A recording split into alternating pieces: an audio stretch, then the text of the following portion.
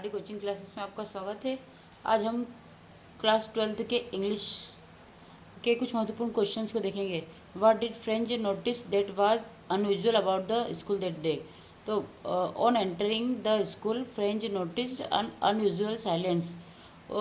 जैसे जब French school के अंदर गया तो उसने एक असामान्य सा शांत वातावरण देखा। द विलेजर्स एल्डर, जो गांव के बुजुर्ग लोग थे, had occupied the last benches, जो पीछे की खाली बेंचों पर बैठे थे, विच वर ऑलवेज एम्प्टी, जो खाली हुआ करती थी। Mister Hamel was in his very fine dress, और मिस्टर हेमल अच्छी खासी ड्रेस में थे, which he never wore except on inspection and prize days, जो केवल वो इंस्पेक्शन यानी कि अपने निरीक्षण या फिर पुरस्कार वितरण के दिन ही पहना करते थे। एवरबॉडी लुक्ड सैड, और सभी जो लोग थे वहाँ के वो सभी दुखी दिख रहे थे। ये आपका इम्पोर्टेंट क्वेश्चन है, इसको और अच्छे से आप क्लियर कर लीजिएगा। नेक्स्ट क्वेश्चन है what had been put up on the bulletin board. Bulletin board के ऊपर क्या लिखा था? तो bad news was posted on the bulletin board, यानी कि बुरी खबर लिखी हुई थी बुलेटिन बोर्ड के ऊपर। Which inform that public about the order from Berlin stating that now only German language would be taught in the school of Alsace and Lorraine. यानी कि वहाँ जो यहाँ पे बोला गया था कि इस स्कूल में आपको खाली जर्मन लैंग्वेज को ही सिखाया जाएगा, एलेंस और लोरेन स्कूल में। Next question, what change did the order from Berlin cause in school that day. तो changes brought in the school by the order of Berlin. The teacher mister Hamel become more sympathetic to his student and taught his lesson with more patience। जो mister Hemil थे वो बहुत ही ज़्यादा अधिक सहानुभूतिपूर्ण रूप से अपने बच्चों को और धैर्य के साथ बच्चों को पढ़ाते थे। The students become more attentive in their classes, और छात्र भी बहुत ही अधिक चौकस रूप से उनकी क्लास को अटेंड करते थे। The villagers had come to show their respect and gratitude to mister Hamel, और जो ग्रामीण लोग थे वो मिस्टर हेमल के प्रति अपनी कृतज्ञता दिखाने आए थे। The order also greatly changed people attitude toward their country and there native language. और इस यह जो आदेश आया था उसने अपनी मूल भाषा के प्रति जो भी नज़रिया था उसे एटीट्यूड मतलब नज़रिया जो था वो चेंज कर दिया था। तो इसलिए what change did the order from Berlin cause in the. Next question है how did French feeling about mister Hamel and school changes. तो French was shocked, he forget about his teacher rules and crankiness, he understood the pain and agony of his teacher. और school के बारे में उसका था his books and lesson seemed like old friends, he could give up them, he felt that the complex concepts had always been easy। यानी कि French was shocked, तो French चौंक गया था और वो अपने टीचर्स की कर्तव्यता और उनको भूल गया था। He understood the pain and agony of their teacher.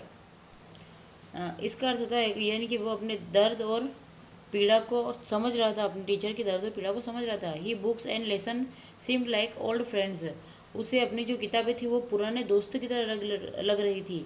He could given up them, ये जो जिन्हें वो छोड़ना नहीं चाहता था। He felt that the complex concept and always been easy, जिनकी वजह से उसे सारी चीज़ें ईजी बनाने में ईजी बन जाती थी।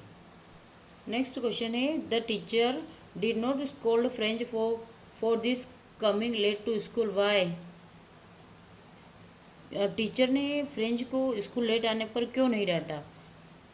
तो इसका आंसर है the order from Berlin allowed only the German language. और तो इसका अर्थ है कि यहाँ पे जो बर्लिन से जो ऑर्डर आया था उसने खाली जर्मन लैंग्वेज को पढ़ाने की ही अनुमति दी थी, इसलिए hence his teacher was sad so he didn't scold Franz for coming late to the second. इसलिए ही उन्होंने क्या करा था, फ्रेंच को विद्यालय में देर आने से डांटा ही नहीं। हाँ, इस चैप्टर का आपका ये मोस्ट इम्पोर्टेंट क्वेश्चन है what makes the city of Firozabad famous. यानी कि फिरोजाबाद सिटी जो थी वो फेमस क्यों थी? तो the city of Firozabad famous for its bangles. Firozabad city जो थी वो बेंगल्स के लिए फेमस थी। Every other family in Firozabad is engaged in making bangle, यानी कि फिरोजाबाद की हर दूसरी परिवार जो था वो चूड़ियों बनाने में ही बिजी था। It is the centre of India glass blowing industry. जो भारत के जो कांच पिघलाने वाले उद्योग का केंद्र था। Families have spent generation working around furnaces. जितने भी जो ये थे, families have spend generations working around furnace, यानी कि जितने भी वो भट्टियों के इर्द गिर्द ही काम किया करते थे। फर्नेस का मतलब तो भट्टियाँ, भट्टियों के आसपास ही काम करते थे। Welding glass and making bangles for the woman in the land. और इन लोगों ने धरती की महिलाओं के लिए ही बोला ना, तो उन्होंने धरती की महिलाओं के लिए ही चूड़ियाँ बनाने में अपनी ज़िंदगी बिता दी। इसीलिए फिरोजाबाद सिटी फेमस है। तो the city Firozabad is famous for its bangle. Every other family in Firozabad is engage in making bangles, यानी कि इंगेज मतलब कि वो व्यस्त थे। It is the centre of India glass blowing industry. Families have spent generation working around furnace weldings glass and making bangles for the women in the land. Next question is, why was Douglas determined to get over his fear of water? The Bishop ran his finishing trip and he was deprived of enjoying water-based activities and sports like canoeing, boating, fishing and swimming. He ardently wished to enjoy such activities and regain his lost confidence, so he determined to get over his fear of water. क्योंकि जिस इंसान ने ये देखिए इसमें क्या बोला कि the mishap running his fishing trip, यानी कि उसे फिश को पकड़ना या फिर वाटर मतलब पानी से संबंधित एक्टिविटी करना, बोटिंग करना, फिशिंग करना, स्विमिंग तैराक करना सभी उसको पसंद था। But he ardently wished to enjoy such activities and regain his lost confidence, यानी कि वो अपने आत्मविश्वास को खोने के बाद ये सब नहीं कर पाया था। So he determined to get over his fear of water, और उसने अपने पानी के डर को समाप्त कर दिया। ठीक है, आज के लेक्चर में इतना काफ़ी है।